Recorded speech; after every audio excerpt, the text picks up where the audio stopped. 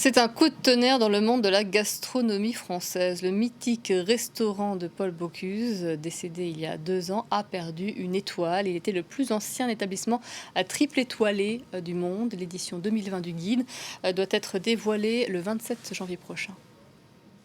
Mont d'Or s'est réveillé d'humeur maussade ce matin. Son restaurant vedette a perdu des couleurs et les habitants un peu de fierté. C'est injuste.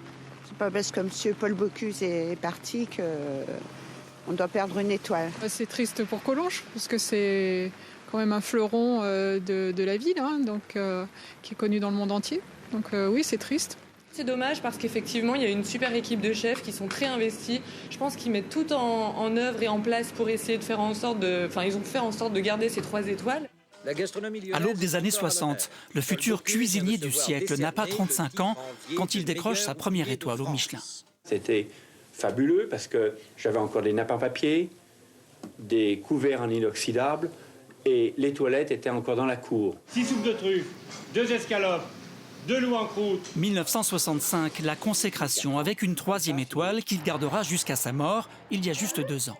Ce matin, l'auberge du Pont de Collonges accuse le coup.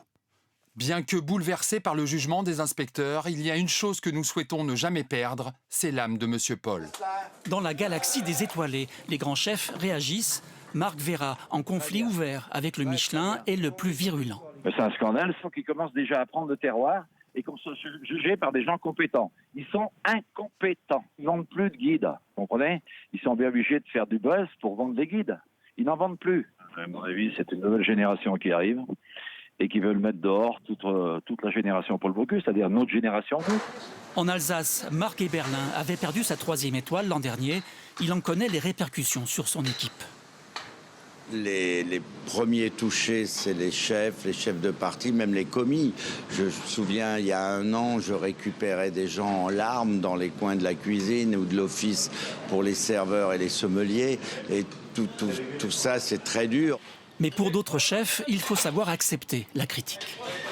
On est dans une nouvelle époque et je pense que pour pouvoir durer, pour que rien ne change, en fait, il faut savoir aussi changer. Toujours excellent, mais pas au niveau d'un 3 étoiles, se justifie ce matin le Guide Rouge.